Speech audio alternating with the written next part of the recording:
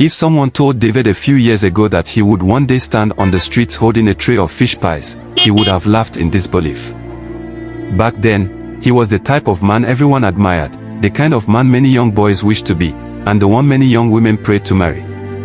His story began with nothing, yet he had climbed high, so high that people believed his success would last forever. But life has a way of turning tables when pride and carelessness sneak into the heart. This is the story of David, a young man who thought he had the world in his hands, until life taught him a painful lesson he would never forget. David grew up in a small town with his mother, Mrs. Grace.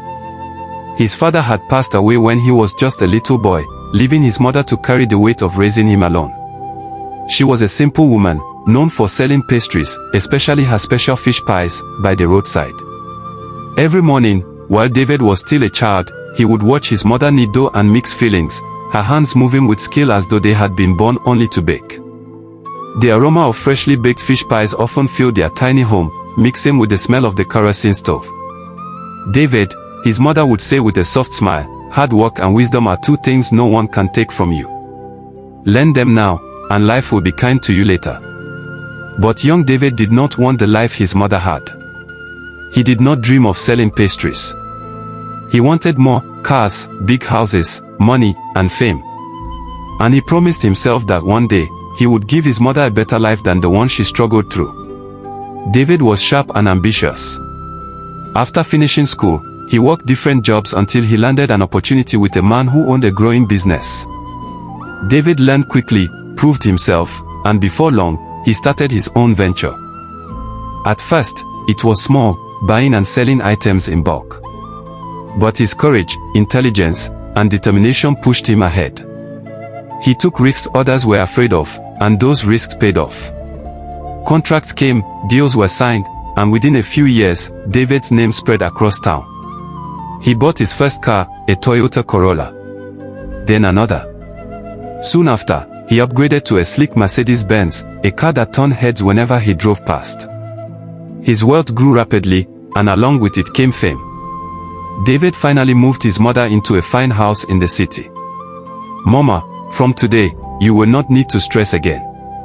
No more selling fish pies," he told her proudly. His mother, with tears in her eyes, prayed for him. But she also warned him, "My son, don't forget wisdom. Money without wisdom is like water poured into a basket, it will not last." David nodded, but his mind was already set on enjoying life. Everything about David spoke of success. His closet was full of expensive clothes and designer shoes. He wore watches worth more than what some people earned in a year. He had 2 houses in the city, one for living and one he often used for parties. When he walked into a gathering, people whispered his name. "That's David, the Benz owner." Women admired him, men respected him, and relatives ran to him for support. But David had one weakness: his heart was too soft. He could not say no. A cousin would ask for school fees, he paid. A friend needed money to start a business, David provided. An uncle lost his job, David housed his entire family. A neighbor was sick, David paid the hospital bills. It reached a point where people stopped solving their own problems because they knew David will handle it. To everyone, he was a hero. But deep inside, David did not realize he was building a dangerous habit: spending without thinking, giving without planning, and investing without caution. One evening, David sat with his old friend, Michael, in his luxury living room. Michael was one of the few who dared to tell David the truth. "David," Michael began, sipping his drink slowly, "you are doing well. Very well. But I have to tell you the truth.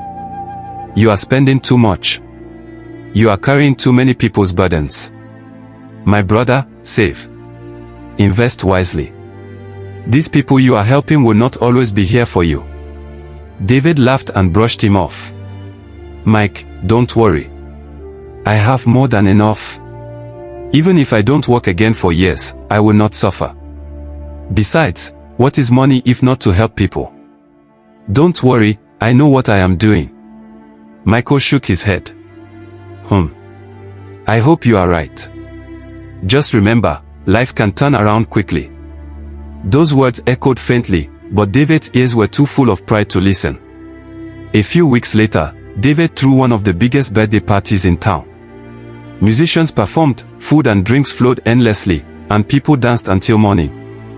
His mother, though present, watched quietly. She was proud of her son, yes, but she also feared for him. As she stood in a corner, she whispered to herself, "Father in heaven, protect my son from himself. His hands are open, but his eyes are closed."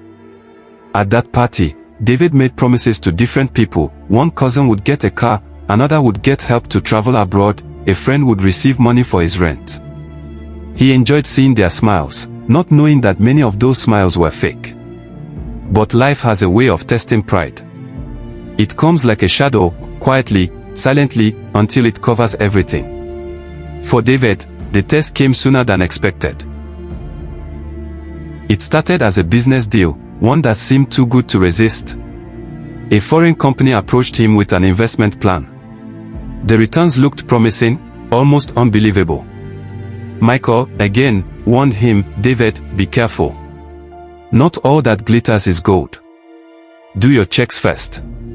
But David was confident. "Mike, this is my chance to double my wealth. Don't worry. You will thank me later when the money starts flowing." He invested heavily, so heavily that most of his savings went into the deal. Days turned to weeks. Weeks turned to months. Promises of profit kept delaying. Phone calls were not returned. Emails went unanswered.